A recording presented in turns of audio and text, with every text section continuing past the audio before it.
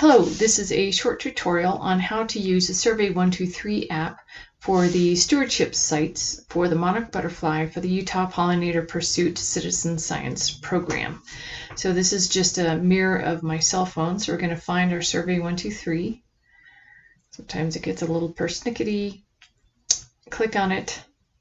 It opens it up, and click on the Utah Pollinator Pursuit Survey form. And we're going to go ahead and start collecting. So observer won't let you submit if you don't have the observer, just something to remember. Affiliation, I work for the Utah Department of Natural Resources. That can be who you work for, it can be citizen scientist, just a little bit more about you. We're going to do the site here. It's our first visit, so we're just going to characterize it. I have decided that I want to go to this particular patch of milkweed that I've had my eye on private property for quite some time. The owner knows, the property owner knows that I'm going to come there every 2 to 3 weeks to take a look at that milkweed patch to see how it changes and to see if monarchs use it. So this is our first visit. I wanted to point out here the location. I am now on airplane mode, so you can collect data when you're offline, and putting your phone on airplane mode does save a fair amount of battery, so I do recommend it when using Survey123. Then when you get back into service, you can go ahead and upload your data at that time. For the time being, it'll be stored on your phone. So the milkweed that we are looking at our site, you can click these photos to the left to see which milkweed you might be looking at.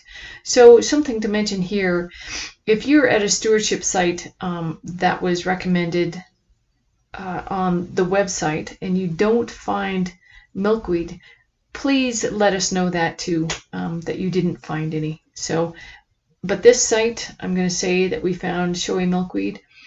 I would say 80 to 90% of you will be seeing showy milkweed. That's definitely the most abundant around the state. So we're going to go ahead and take a photo of it. There it is. And just a little trick here. I decided I don't like that photo. I'm going to touch on the trash can. We're going to delete it and we're going to try it again. I'm going to take another photo. That's better.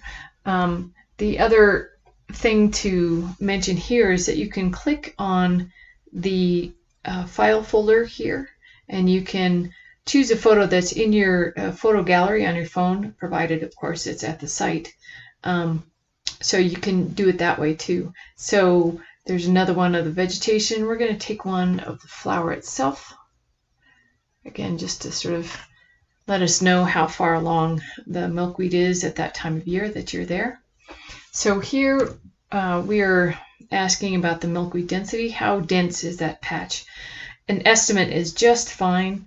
I did my best to estimate, and I'm thinking I see about 85 stems of milkweed at my site.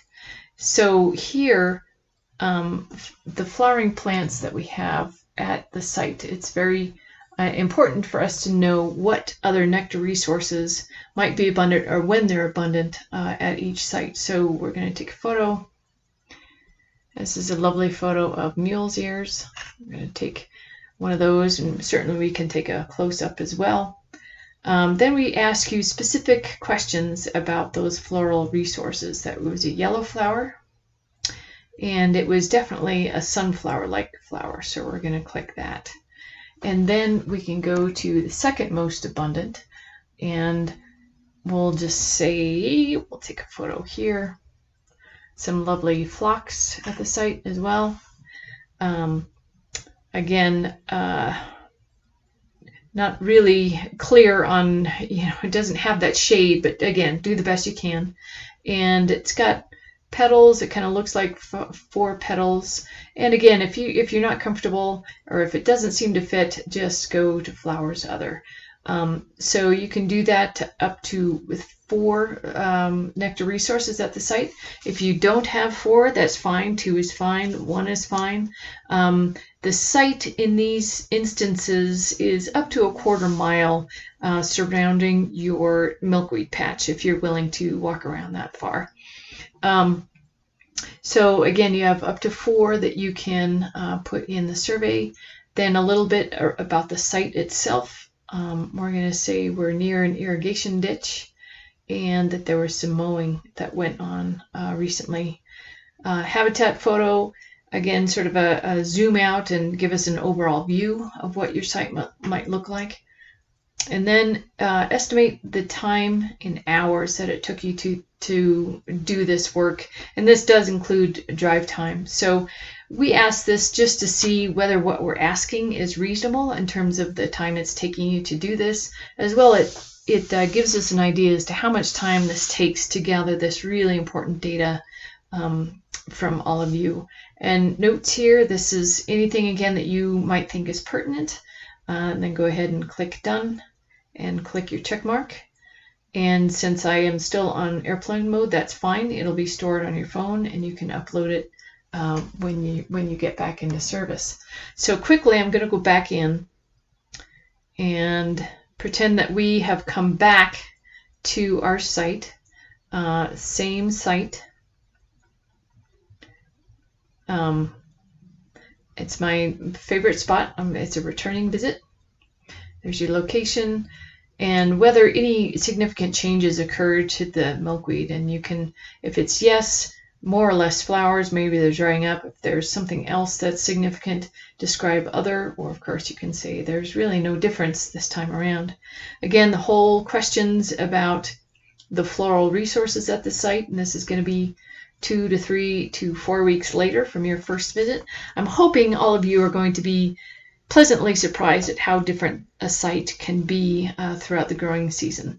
If the same flowers are out and still flowering, that's fine. Go ahead and put them in for a second time. That's fine. So this time we are lucky enough. So this is later in the season, right? So this time we're lucky enough to see an egg. And we see less than 10 eggs. And then we're going to take a photo of it. And so any photos of positive monarch sightings are really important so we can help verify whether or not it's monarch. So here's, hopefully you can see the ridges on those eggs. That's a definitive monarch egg with those sort of football-shaped ridges, really beautiful. And then you can see there too how small those eggs are, that you really have to look. I would highly recommend a magnifying lens or a loop that you can take a closer look at those eggs. So we go ahead and we got that photo. When you do take photos, sometimes the Survey123 sort of jumps you around a bit in terms of where it puts you back in the survey. That's fine. If you want to take more than one photograph, which you usually do, of the egg that you have there, make sure to touch that arrow to the right, and so you see 2 of 3. Otherwise, if you take another photo, it will overwrite what you just took. So we'll go ahead and take another photo of that lovely egg. Ooh, there we go. And again, it jumps you around a little bit. Site information, probably the surrounding site isn't going to change much. I'm still at that irrigation ditch. But the disturbances could change. So, and again, habitat photo, any other photo, the amount of time it takes, and the notes. And you are done. Press on, again, it's not going to let you submit unless you put a name in. So we'll go back down and press that and OK. And you are done. Thank you very much.